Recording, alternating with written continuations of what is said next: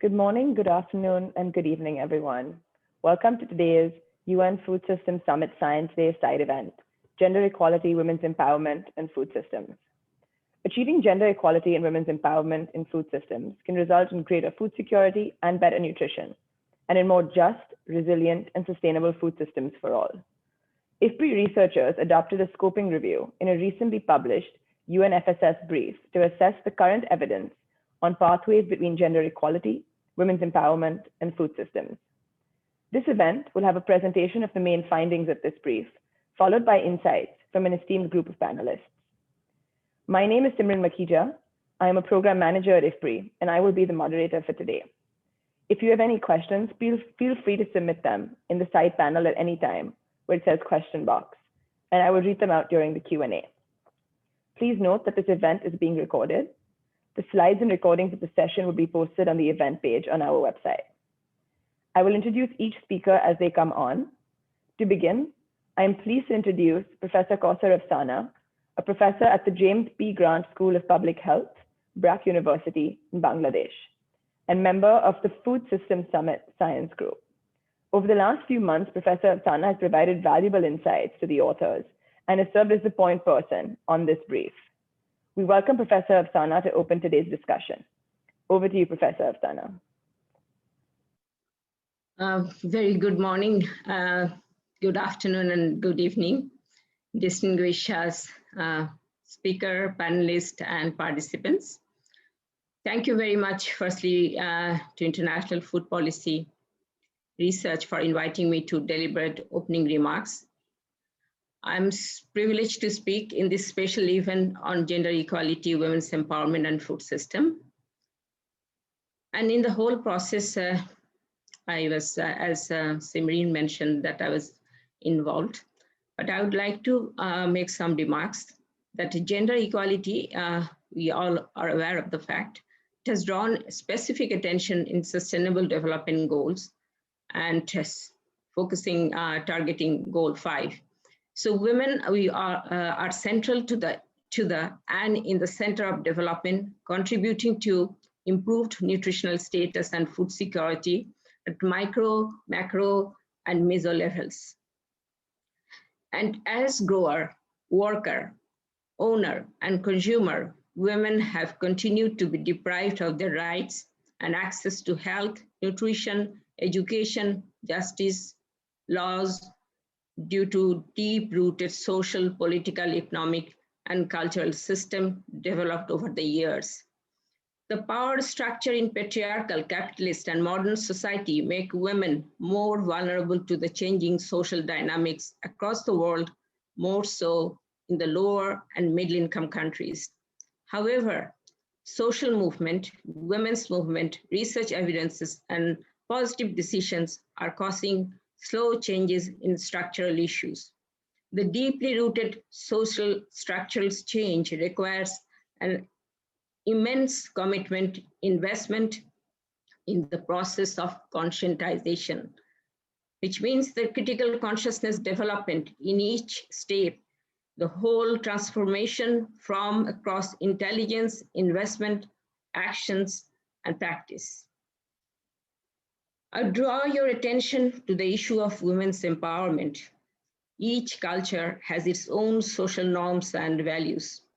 A measuring framework for women's empowerment, dominated mostly by Western understanding or philosophy, may not fit to understand the women's social deprivation or empowerment in other settings. Research on women's empowerment should be substantiated from local and cultural context.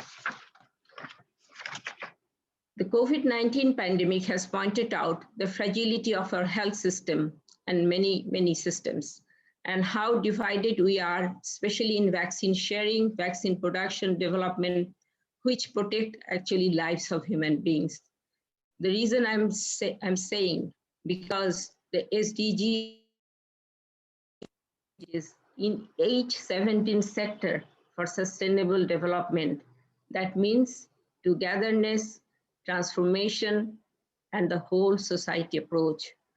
You should not treat sustainable development goal sometimes as an UN-driven agenda, but to embrace it, contextualize it, deep dive the issues, and invest our intelligence and resources to do more impactful science and policy interfacing for transforming the society to establish equal rights and access of women to basic things, that is food, nutrition, education, health, technology, and many more issues, along with men and the marginalized people in the world. I wish today's discussion is going to be a very fruitful and effective discussion and presentation as well. And I also wish a peaceful and harmonized society for all of us. Thank you so much again for giving me opportunity to speak. Thank you so much, Professor Afsana, for those opening remarks.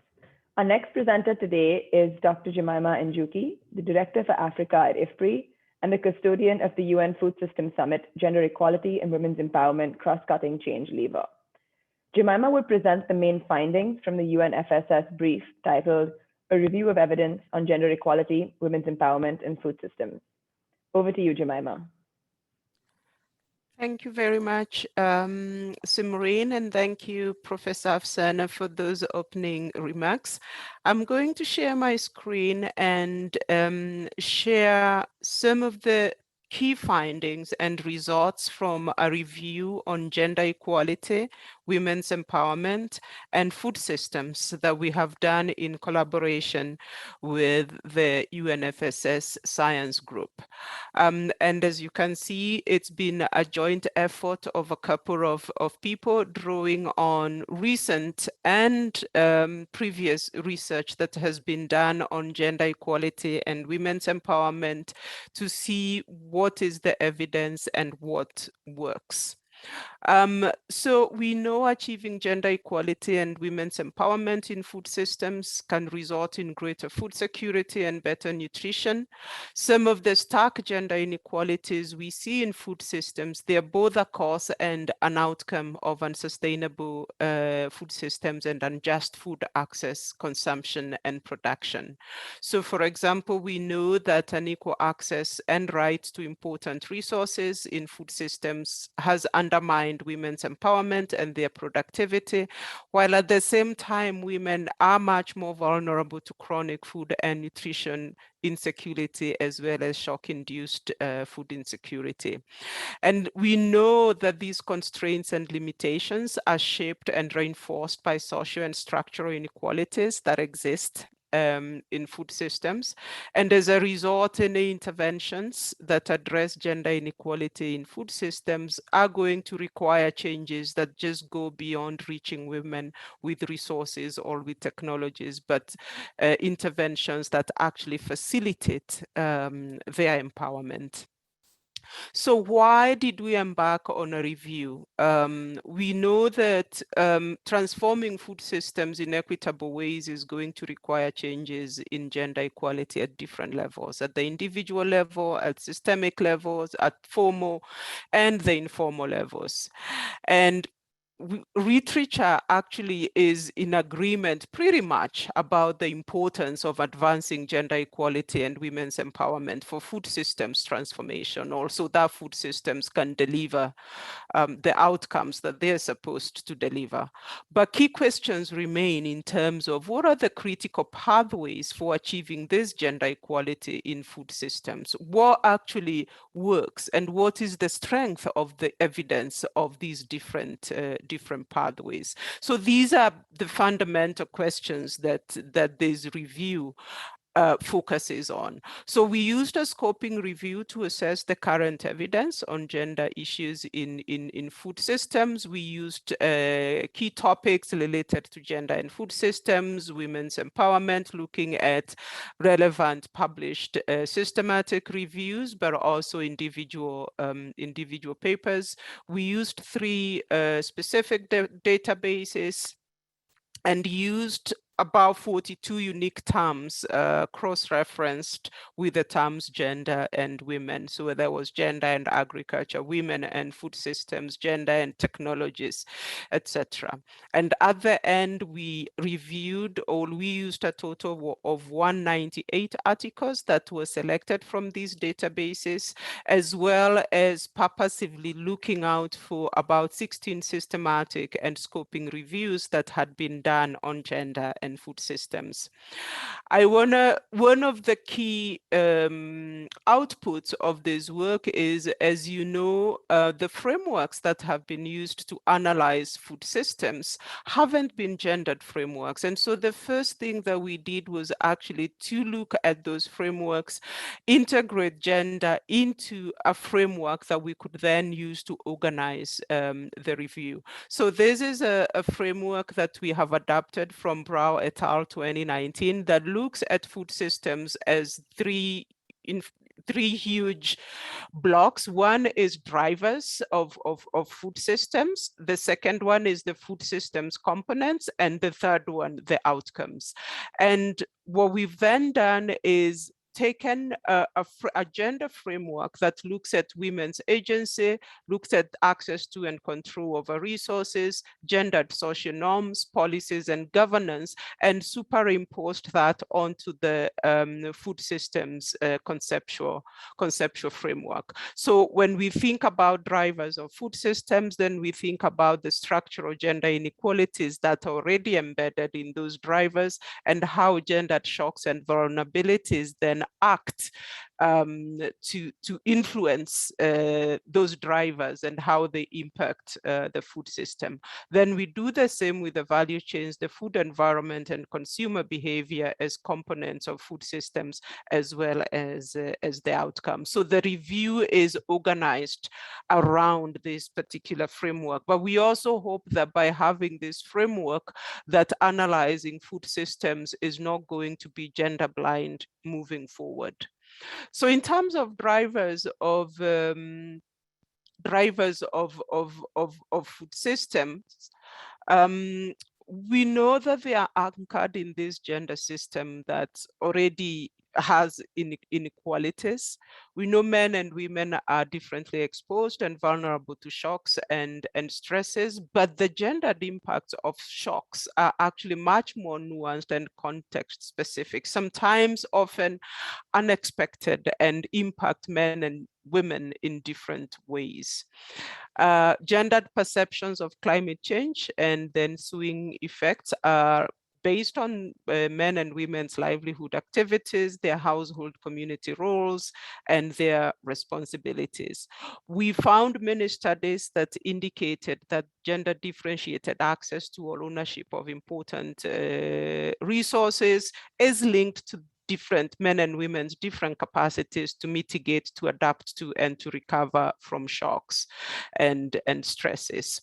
There was also a huge set of literature that was showing that women have fewer adaptation options than men do, because, for example, women's mobility might be restricted by social norms, and therefore the opportunities that are available to them are much more restricted. Then we looked at the components of the food system and how gender interacts with those components. So the first component is food and value chain, and a lot of evidence that shows the different ways in which women are actively engaged across various roles in value chains, whether it's production, storage, post-harvest processing, but also other associated activities. We also saw evidence that indicated women producers were less able to adopt sustainable and resilient production practices, and especially linked to their limited access to resources.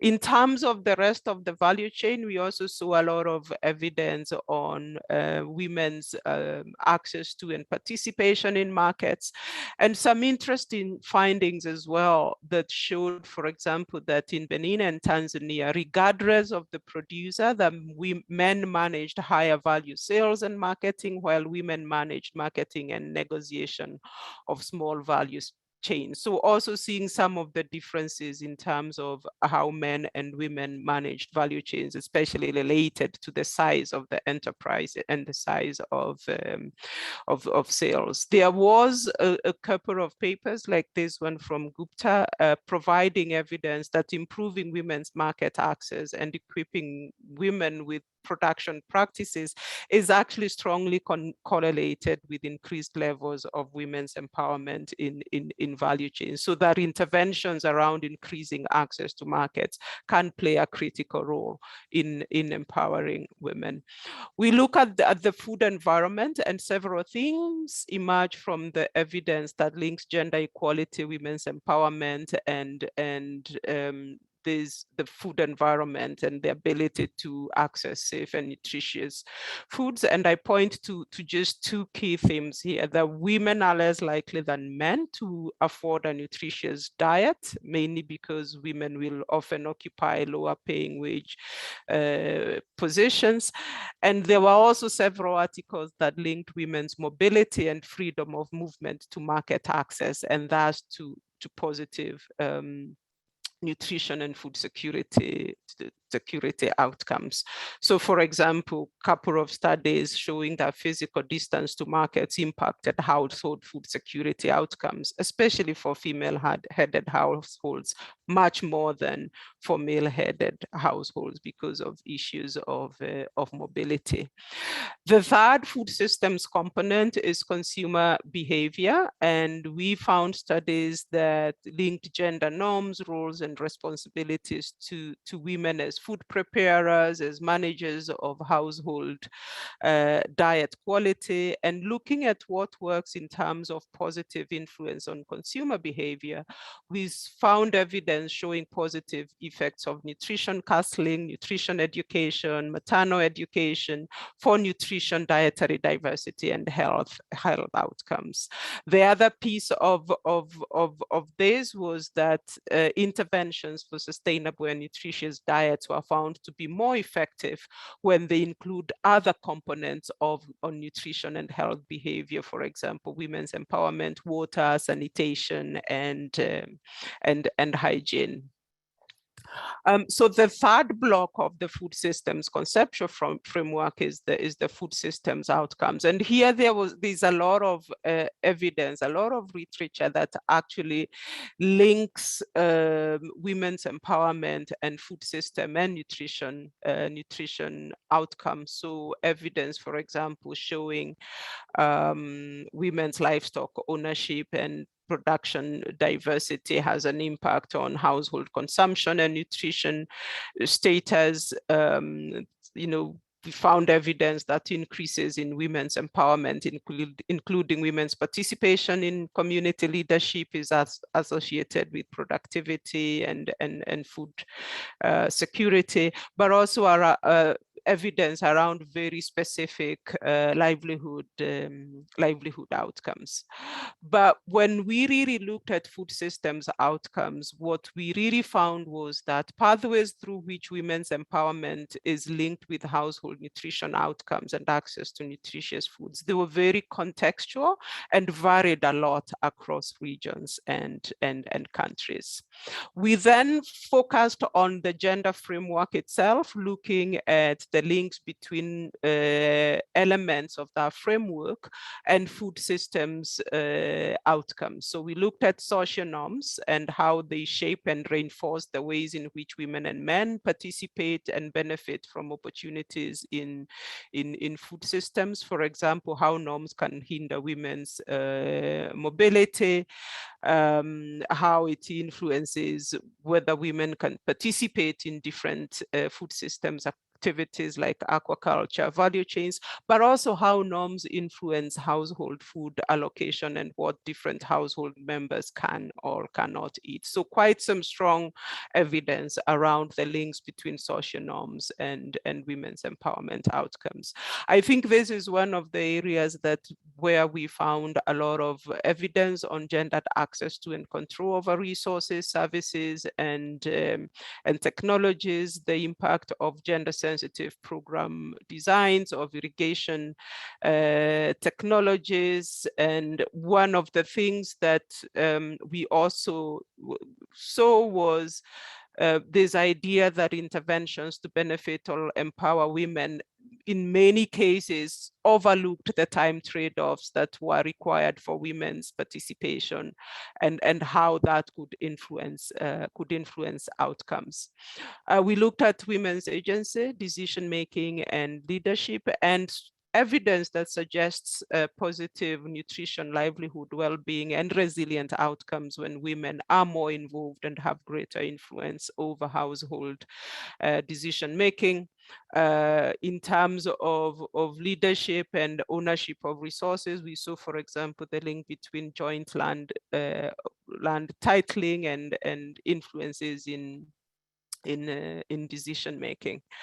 And one of the things we also found is that this is also an area that requires more research, that this idea of increasing women's voices and integrating their influence into agricultural solutions and as a pathway to women's empowerment needs much more research. And then we looked at institutional barriers, policy, and governance, and how that can actually hinder gender integration into programs.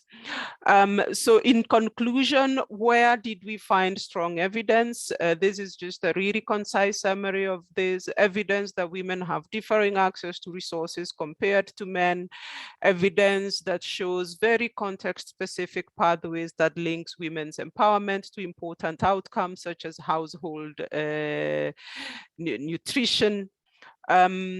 Where was the evidence weak? We found very few studies that sought to understand best practices and effective pathways for engaging men in the process of women's empowerment in food systems, issues of migration and indigenous food systems. In terms of methodological gaps, while there were gender-informed evaluation studies that examined effectiveness of gender and nutrition-sensitive programs, there was very limited evidence to indicate the long-term sustainability of such impacts. A lot of them were done during or immediately after program end. And of course, existing evidence was extremely localized, context-specific, which could potentially limit its application beyond the focus areas of these studies. We made some 5 key recommendations for future investment. This was our brief from the science group. Where do we think investment should be? First, in maternal education, investing in programs or interventions that aim to improve women's influence and roles in decision-making, interventions that promote positive and equal gender norms, including the engagement of men at different levels, efforts that improve women's access to important and necessary resources, and finally, targeting research to yield much more cross-contextual evidence for advancing gender equality in order to optimize the applicability of lessons learned. I'm going to stop there. Back to you, Simran. Thank you so much, Jemima. It's a really, really interesting presentation. Next, we'll move on to our panelists who are going to provide their insights on the key issues and pathways that Jemima just presented, some practical examples of approaches to address gender equality in food systems, their comments on the recommendations provided by this paper, and how this work can be taken further and what can be prioritized. First up, I'd like to invite Steve Cole, Senior Scientist and Gender Specialist at the International Institute of Tropical Agriculture. Over to you, Steve. All right, thanks very much, Simran. And many thanks, Jemima, for the excellent presentation and the details on the review. And so I'll focus my reflection on one of the cross-cutting issues highlighted in the review on gendered social norms and expectations. So I felt there was quite clear from the review that there's strong evidence base now that exists to show the influence of gender norms and power relations have on shaping inequalities in all three components of the agri-food systems. Those who are impacted the most by such norms and unequal power relations are women and groups who have been excluded and or marginalized within societies, and therefore are limited in their capacities to make and act upon strategic life decisions in an attempt to change their conditions. Gendered power relations create a range of social inequalities and disempower women who work for and depend on food systems to secure their livelihoods. Evidence cited in the review shows, for example, that norms restrict mobility and freedom of movement of women, and also their disproportionate involvement in lower paid and lower skilled work as they are forced to carry out value chain activities closer to home due to their social roles as care providers, which also then limits their access to training opportunities, among many other things. And thus it can be argued that food systems are broken, as many of my fellow colleagues have argued in the past. And one very important solution then to help fix food systems is to transform gendered power relations. So how can food system actors transform power relations that constrain women and other social groups from participating in and benefiting equally from food systems? And whose job is it to do this work? So in the review, Njuki and colleagues propose that investments are needed to promote positive and equal gender norms for women and men across contexts and scales. While not detailed in the review, these investments would support the design and implementation of gender transformative approaches, or GTAs. GTAs start with a deep understanding of people in their context and how social inequalities intersect to affect choices and outcomes in food systems. Using this information, transdisciplinary teams then design and implement interventions to address the underlying causes of gender inequalities at multiple scales. So interventions that engage women and men to address unequal power relations and challenge oppressive norms, behaviors, and structures. And especially working with men and making masculinities visible and highlighting its privilege and the disadvantages such privilege creates for especially women. The work on designing and implementing GTAs in food systems has begun to create an evidence base that supports their use and the engagement of men as part of the solution, rather than thinking of men as being at the heart of the problem, which requires fostering iterative cycles of critical reflection and action among women and men stakeholders across scales. Transforming food systems by using GTAs also requires new partnerships, new working arrangements, new skills, and especially changes in our ways of thinking and the prioritization of gender transformative approaches by senior management within all of our institutions. So it would be nice to see a similar level of detail included in the recommendations, and yes, within the one specific recommendation on promoting positive and equal gender norms at different levels, but also integrated across the other three main recommendations, given norms and power relations shape women's educational opportunities, their abilities to make strategic life choices, and their access to important resources. So in closing, I feel the review is very valuable because it provides the necessary evidence on gendered social norms to convince policy and decision makers to prioritize investments that aim to tackle restrictive norms and power relations and transform agri-food systems and ensure that they are inclusive and they create equal opportunities and benefits for all. Today, you've created one important platform to kickstart this process, and I suspect many other like initiatives will be needed in the future. Thanks. Thank you, Steve. Before I introduce our next speaker, I'd like to welcome our audience members to submit your questions in the Q&A box in the bottom panel. We will have a 15-minute Q&A after our panelists are done sharing their insights. Up next, I'd like to invite Karina Hawkes, the Director, Center for Food Policy at City University of London. Over to you, Karina. Thank you very much indeed. I trust you can hear me okay. Thank you very much for inviting my remarks at this important discussion and for the excellent review, which adds considerably by synthesizing and bringing together a diverse set of literatures in this space. And thanks for Jemima for such a clear presentation of the paper. I'd like to make some remarks concerning one of the critical pathways set out in that review towards gender equality, which is on leadership, particularly with regard to women working in institutions which manage, control, and work to influence food systems and nutrition, such as women who work in government, the private sector, NGOs, and research institutions. The paper positions leadership as part of agency and taking voice, and that's very important. But a message I'd like to see the paper reinforce is that structural biases inhibit this agency to lead at all levels. Of course, women are able to take agency, and they do, as witnessed from this conversation today. But as the paper cites from one particular study, structural biases hinder participation in leadership positions, and that's from the community level. But of course, this point needs to be reinforced at all levels. And there is evidence on women's leadership in general, which shows this, which I think would be particularly useful to bring in to the already diverse set of literatures included.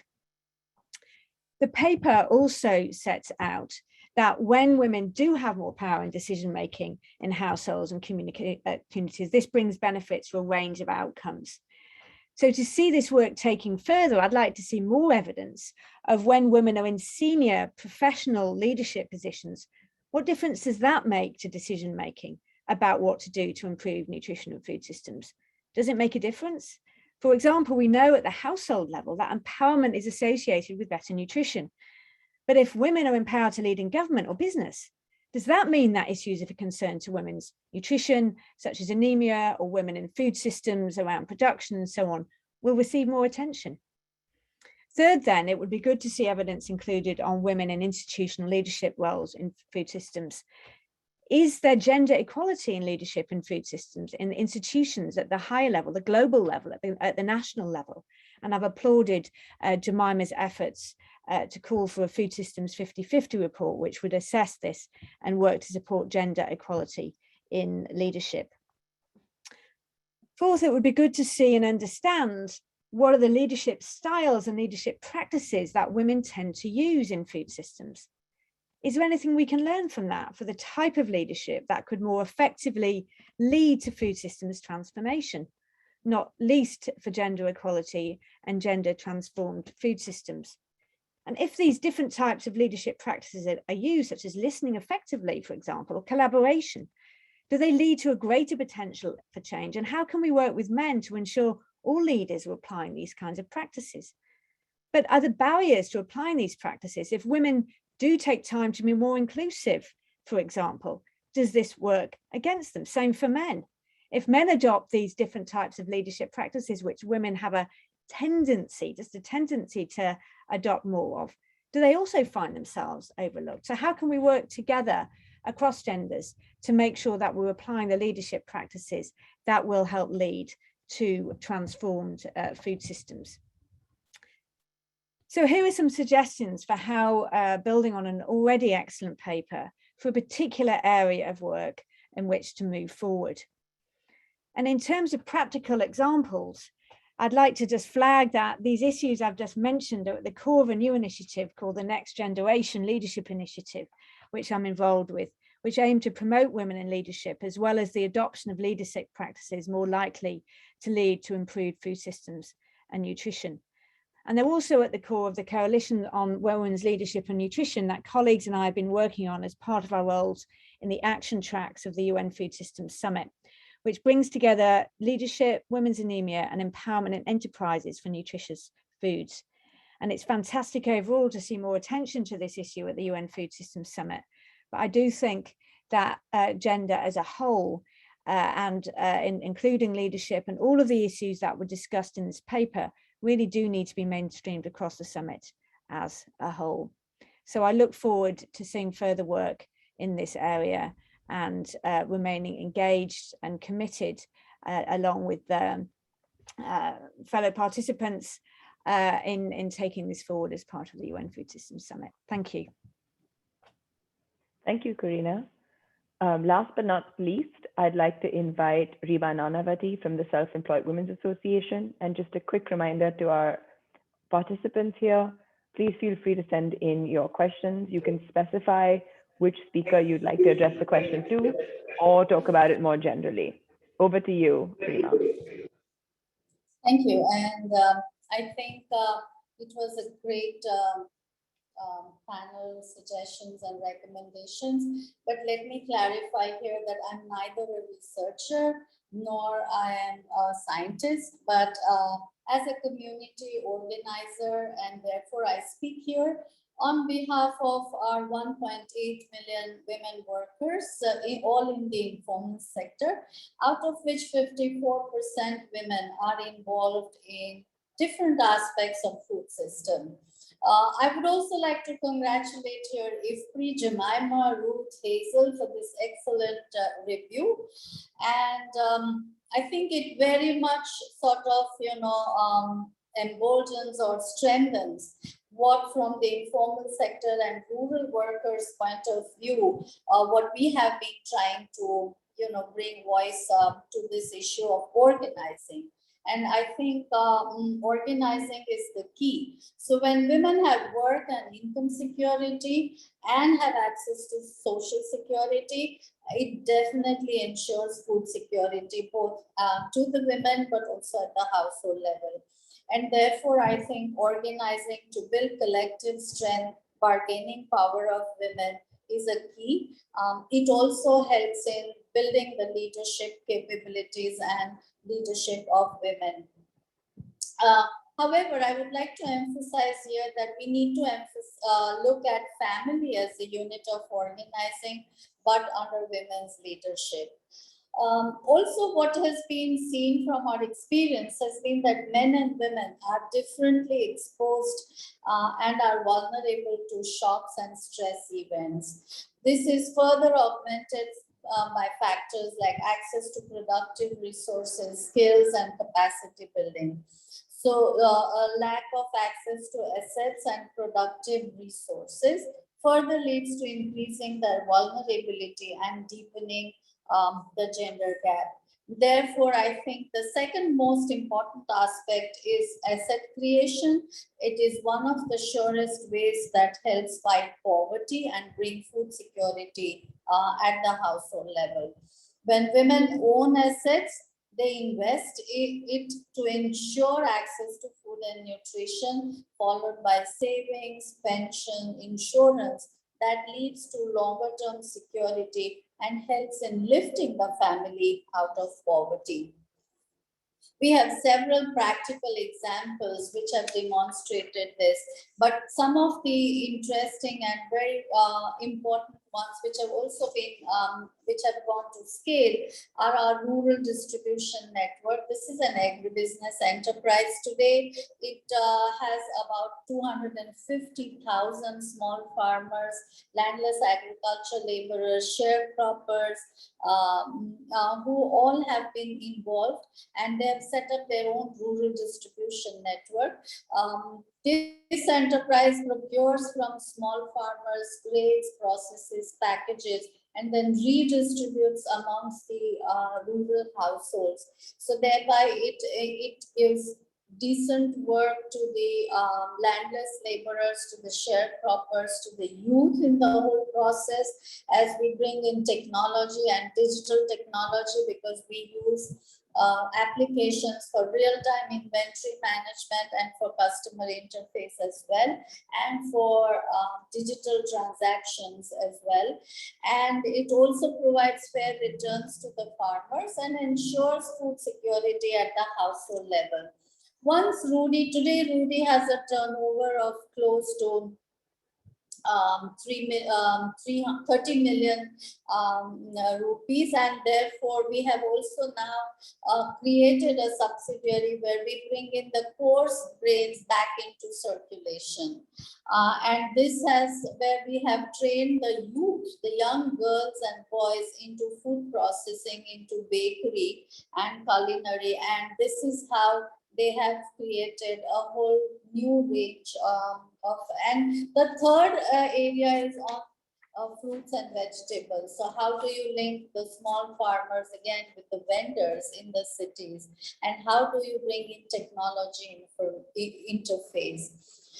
Therefore, I think in the end, what I would really like to emphasize here is if we could further strengthen this review and by bringing in the practical experiences, but also by continuing evidence building, by setting up a global coalition on women, work and food systems. And all the more because it has been noted that issues and challenges faced by the women workers in the food systems across the countries in the global south, including in the regions of Asia and Africa and Latin America, are more or less similar. And this will help us deepen the research on issues and pathways for gender equality in the food system. I would also like to suggest that one also needs to look at how do you build resilience of women in the food system, and therefore there is also a need to, and I'm sure, Jemima under the gender lever has presented access to finance, but creating a whole agriculture and food systems resilience fund for small and marginal women farmers and their enterprises. And last but not the least, how do you preserve the local biodiversity, enhance soil fertility, and not just be carried away by corporate farming and contract farming? Then last but not the least, what is really important is integration of farming with on-farm and off-farm processing and food processing, and thereby bringing out the nexus of agriculture, food, energy, water, and women. Thank you so much.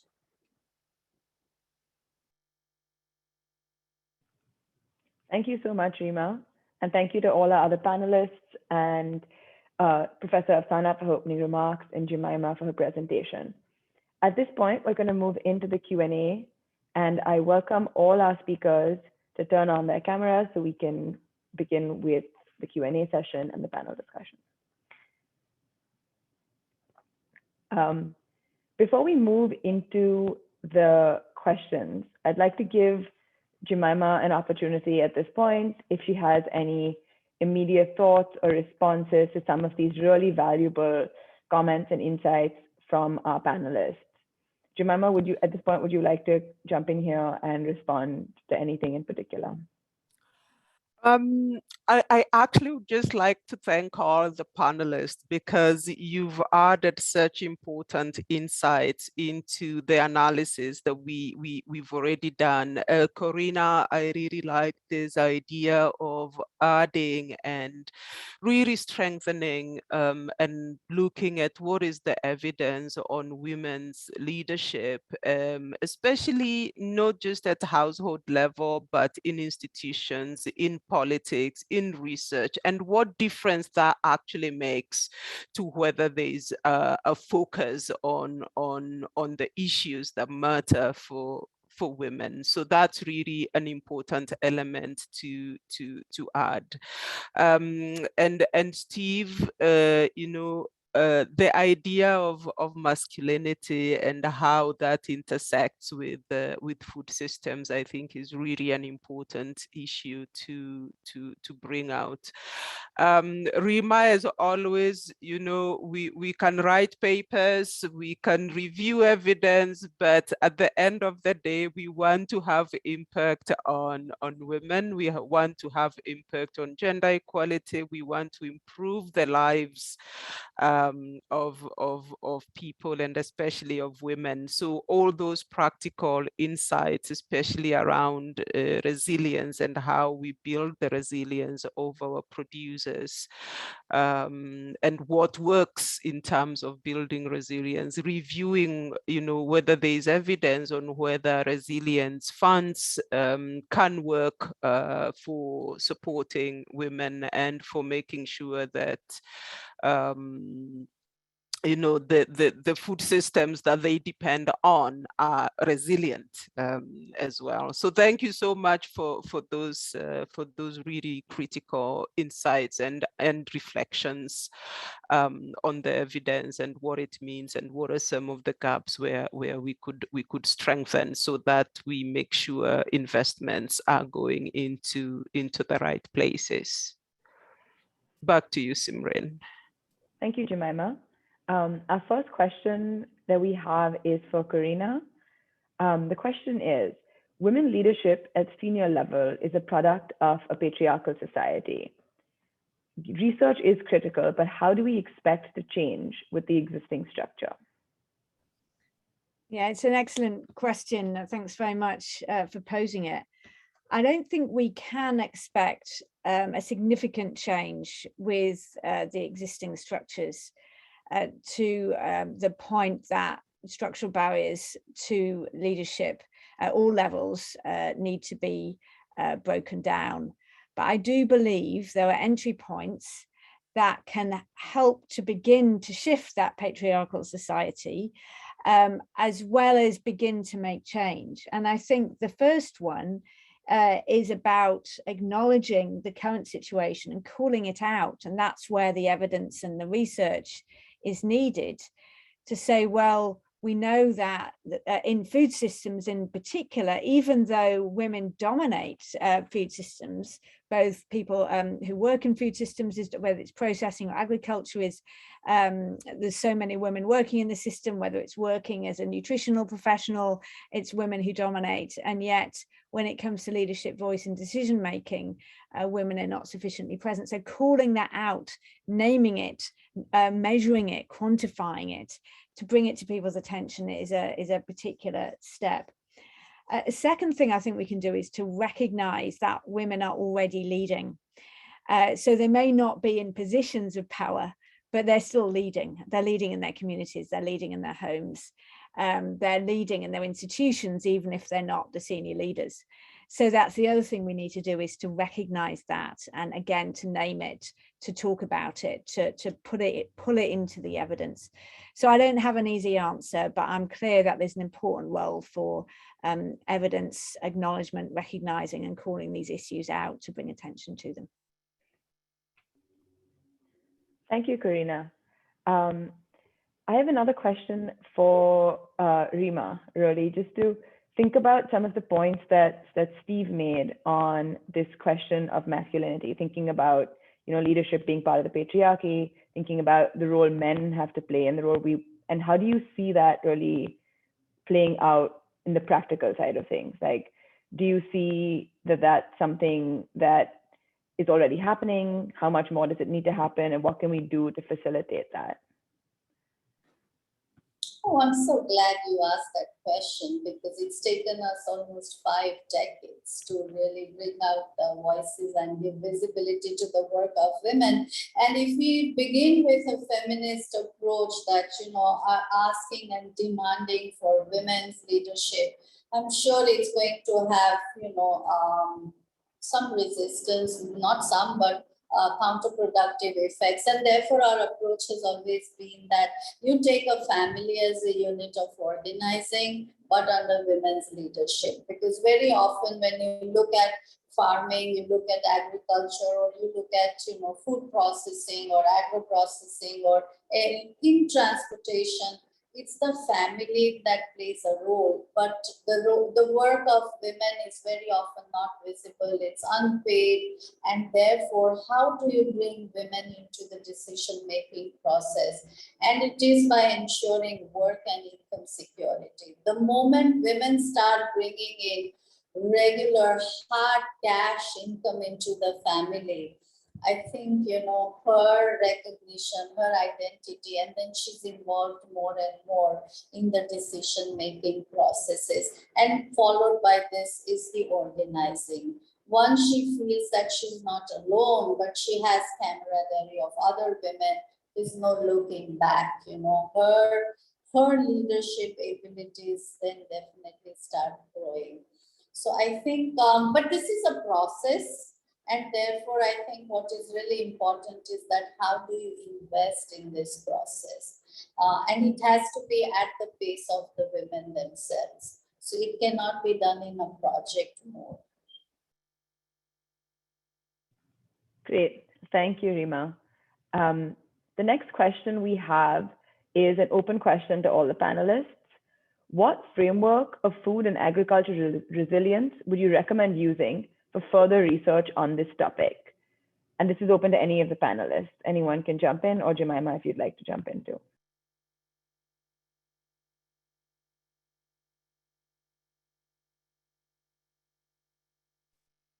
Thank you, Simran.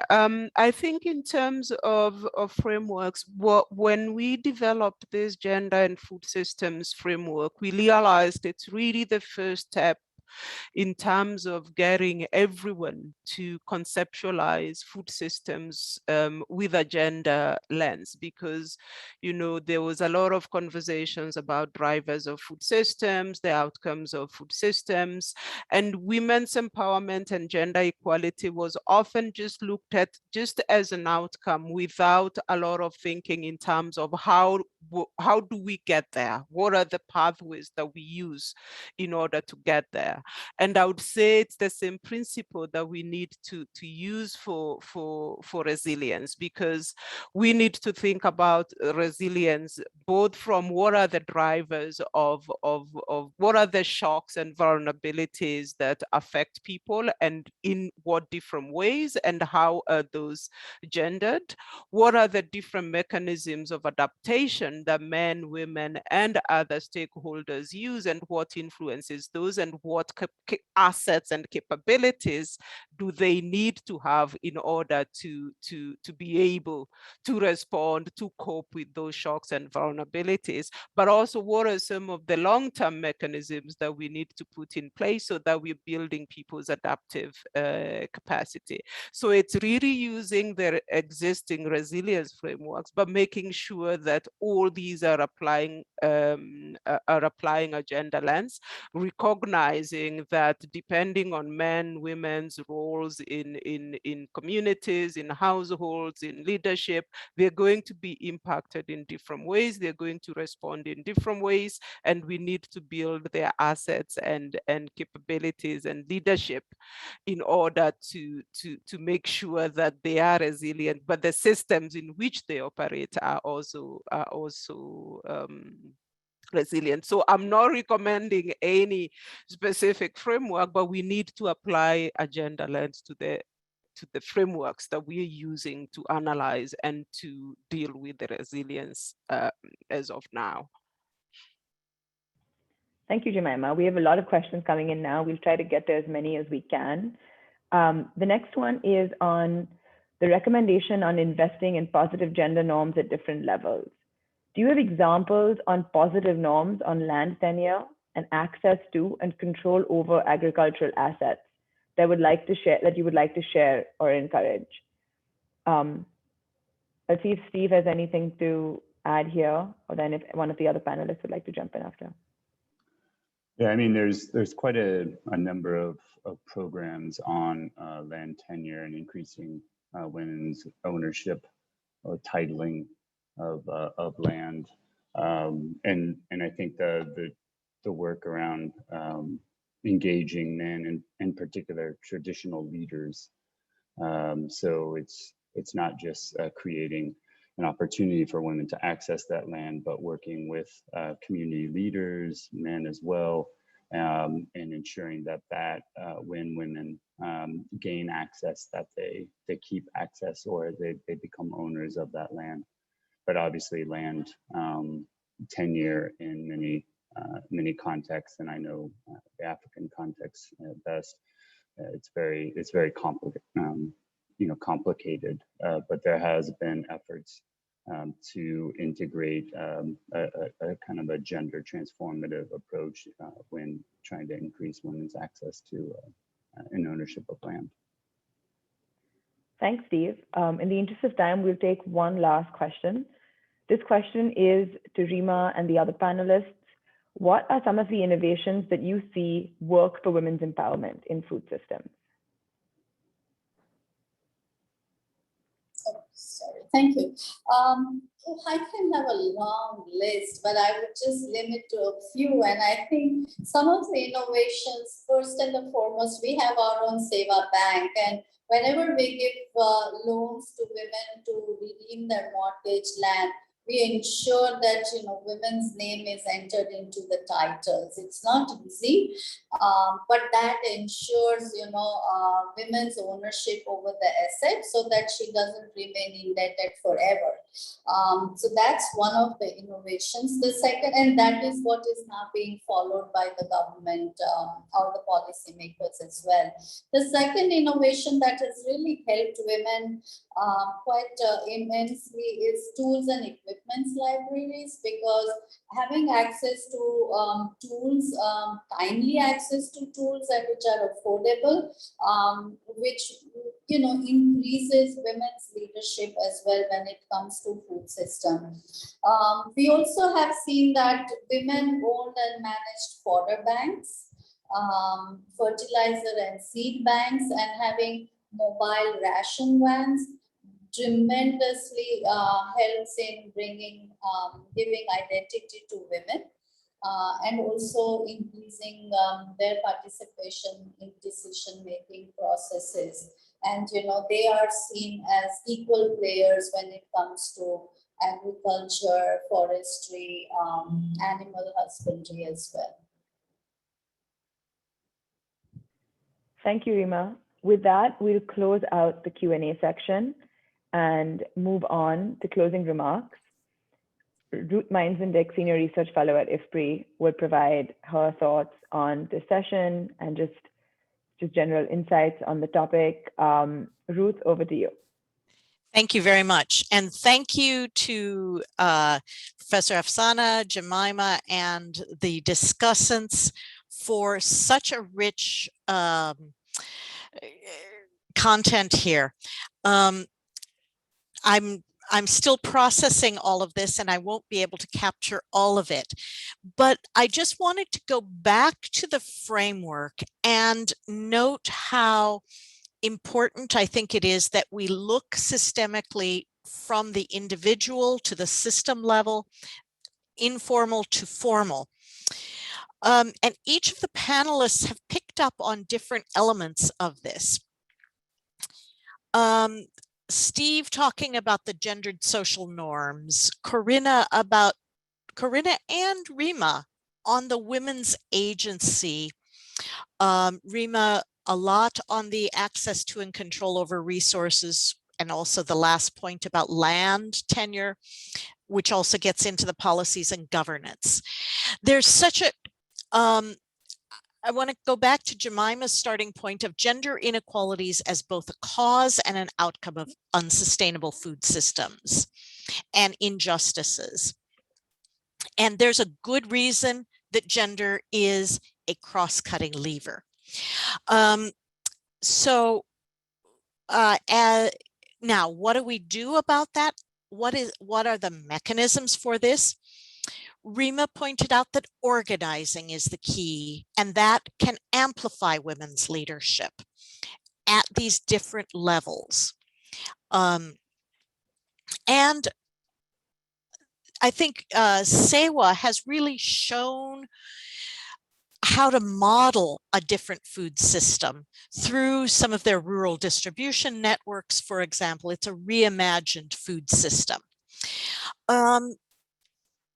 And then I think each of the panelists has talked about the need for, while we are facilitating action, each of them have also raised the point of the need for research and development efforts to go hand in hand for tackling restrictive norms and power relations, So not just uncovering the root causes of gender inequalities, but also working together to create the opportunities for women and men stakeholders to make norms and systems more equal. How do we look at a reimagined leadership system? And I really very much resonate with Rima's call for to set up a global coalition on women work and food systems so that we connect the research that is going on. And Jemima presented a review of the extent of the research that has been done, but also pointed the way to gaps that we need to address. So I hope that this session becomes a rallying cry for researchers and development action to go hand in hand to really deliver a more just, equitable food system for all. Thank you all very much, and I look forward to our joint efforts in carrying this forward. Thank you. Thank you so much, Ruth. And once again, thank you to all our speakers and panelists for their remarks, and our audience for attending the event and sending in really insightful questions. The event recording and slides will be available on the official event page of our website. Thank you so much, and have a great rest of your day, your evening, or a good night. Thank you. Thank you. Thank you. all. Thank